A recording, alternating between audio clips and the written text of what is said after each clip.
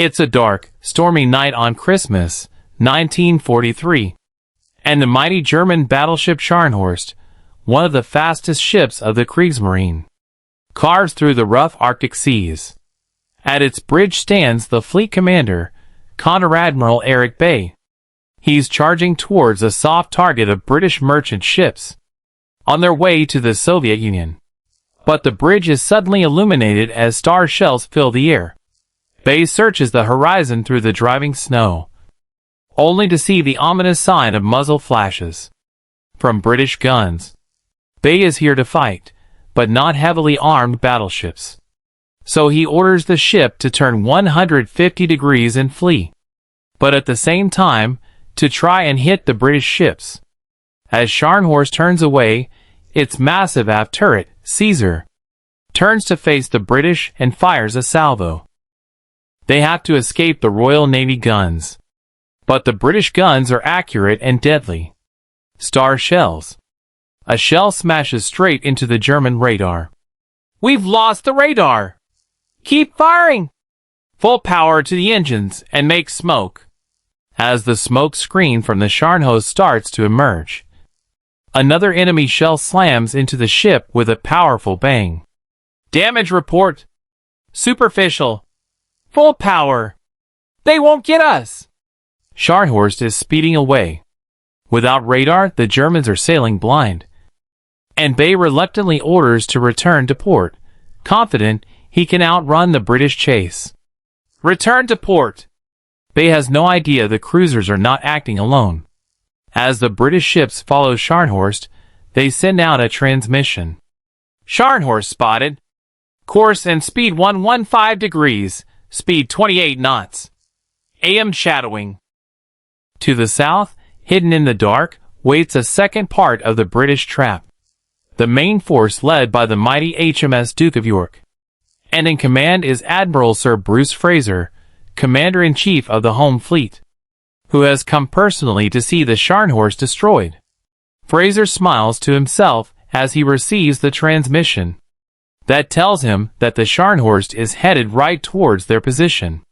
The trap is about to be sprung, and the enemy they've been looking for appears on radar. "Surface vessel, bearing 295. Range 35,000 yards." Admiral Fraser orders HMS Duke of York to close in slowly. They stop their prey, inching closer. 30,000. Patience. It's clear Scharnhorst has no idea that they are here. They plow through the rough Arctic seas undetected into engagement distance. 20,000. Patience. Fraser orders his men to hold steady. 11,000. Take aim.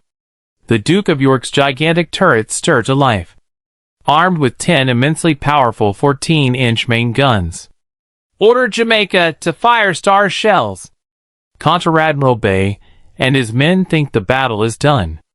They are steaming south on their way to the port, when, suddenly, yet another star shell illuminates the sky directly in front of them. Everyone's attention turns to its source. "Fire!" The Duke of York opens fire with a full broadside. The men aboard Scharnhorst see the world around them erupt with the sounds of splashes and metal. A single 14-inch shell punches directly through Anton, the foremost turret, killing everyone inside. To prevent the magazines from exploding, the second forward turret, Bruno, is also flooded. Bay realizes that they are trapped. He can't turn back because of the chasing cruisers, so his only option now is to escape to the east. Scharnhorst turns hard to port. As they return fire with all they have, which for now is just one turret, the enemy fire comes crashing down all around them. Another 14-inch shell smashes into Scharnhorst's superstructure, triggering a massive fire. Scharnhorst fires back. The Germans realize that Bruno isn't aflame, and they've flooded it for no good reason. So the order is given to drain the magazine and Bruno comes to life. Scharnhorst takes fire from the flank and behind as Bruno is rocked by a 14-inch shell. The turret is full of smoke, and the crew have to evacuate. Scharnhorst proceeds at absolute maximum power as Caesar, their last turret, fires at the British ship. Back on the Duke of York, Fraser is getting nervous. Scharnhorst is steadily sailing away from the action. The Duke of York's guns are adjusting their aim. But an incoming salvo from the Scharnhorst strikes the ship, bringing the catastrophic news. "Sir, we've lost the radar." British radar restored. Without that radar, there is no way they can adjust their aim. "Make repairs and fast." Lieutenant Harold Bates from the radar shack is already on it. He can see that the radar is drooping downwards. Without waiting for orders or informing anyone, he climbs onto the mast. It's in the middle of a snowstorm. It's an incredibly brave act. The wind and snow bite at his face, and he is repeatedly buffeted by the blast from the main guns. But Bates pushes through, willing himself upward step by step.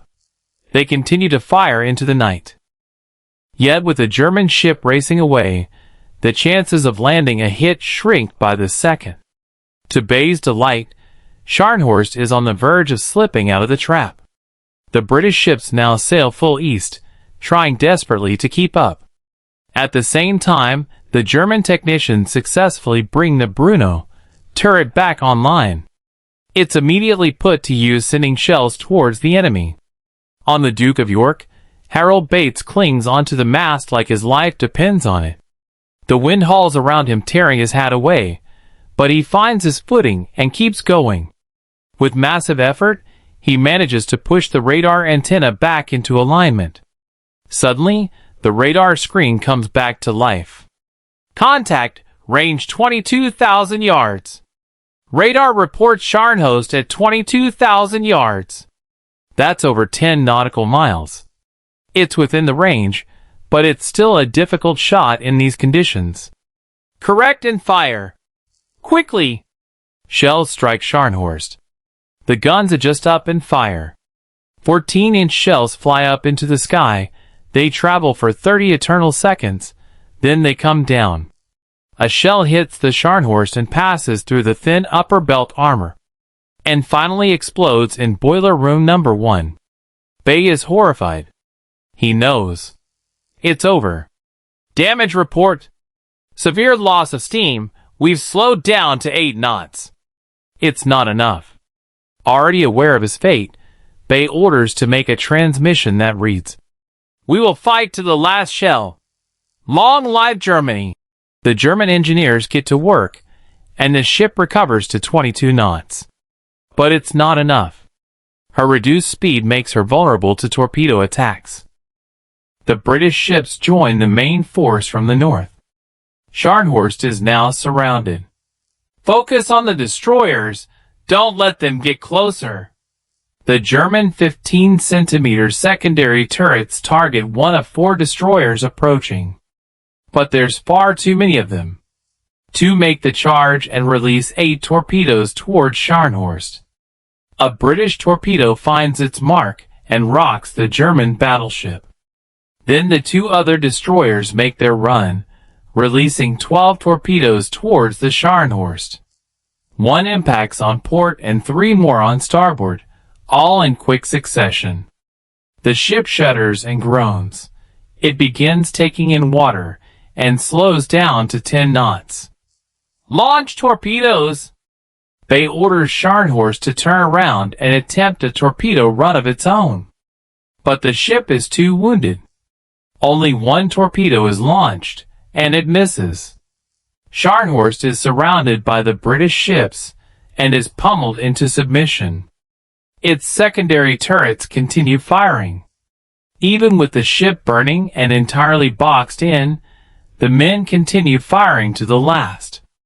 The Caesar turret fires again and manages to hit a destroyer.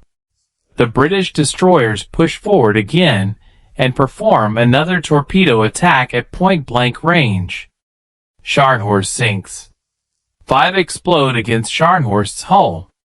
The Caesar turret, which was the first to fire in the battle, is damaged and finally falls silent.